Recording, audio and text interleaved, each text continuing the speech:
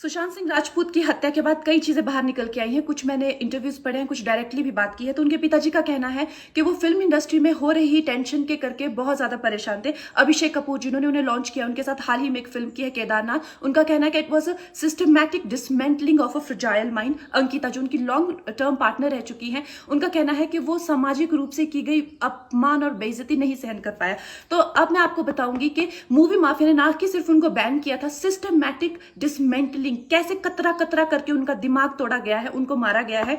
तो blind item आप इसलिए लिखते हैं क्योंकि आप जब झूठ लिखना होता है, आप को के अगेंस्ट कोई लीगल एक्शन नहीं लिया सकता, क्योंकि आपका तो नाम ही नहीं लिखा, मगर उसकी जो डिस्क्रिप्शन होती है, जैसे मेरे बारे में लिखा जाएगा कि जिस लड़की के घुंघराले बाल हैं, जिसको नेशनल अवार्ड मिला हुआ है, साइकोटिक है, इस तरह से, जो कि मनाली से, डिस्क्रिप्शन पूरी दी जाएगी मगर नाम नहीं लिखा जाएगा।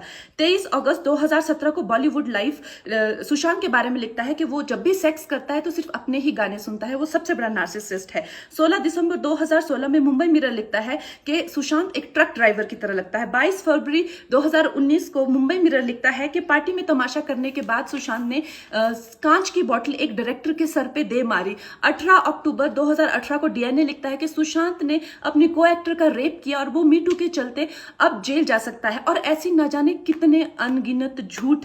और ये जो बुद्धिजीवी जर्नलिस्ट हैं, ये जो चील कौए गिद्ध हैं, जो मूवी माफिया के पाले हुए हैं, ये इसको मेंटल इमोशनल साइकोलॉजिकल लिंचिंग को जर्नलिज्म कहते हैं। मेरे बारे में आज तक जो भी कहा गया मैंने कुछ नहीं कहा, लेकिन जब एक स्वतंत्रता सेनानी के खिलाफ गंदगी लिखी गई, मैंने उस जर्नलिस्ट को कॉन्फ्रंट किया। आपको पता है, उसी रात 4 सीनियर जर्नलिस्ट ने मेरे खिलाफ एक गिल्ड बनाई। ऐलान किया गया कि इसकी फिल्म को बैन किया जाए, फ्लॉप किया जाए।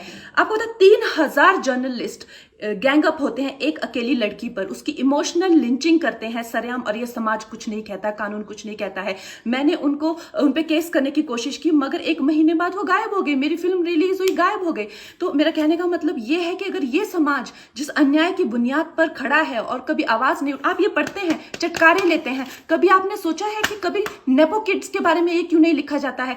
तो ये अन्याय का फंदा किसी दिन आपके बच्चों के गले में लटका मिलेगा, आपके गले में लटका मिलेगा। इसलिए जब तालियां बजेगी और सीटियां बजेगी, तब आपको पता चलेगा कि क्या गुजरती होगी।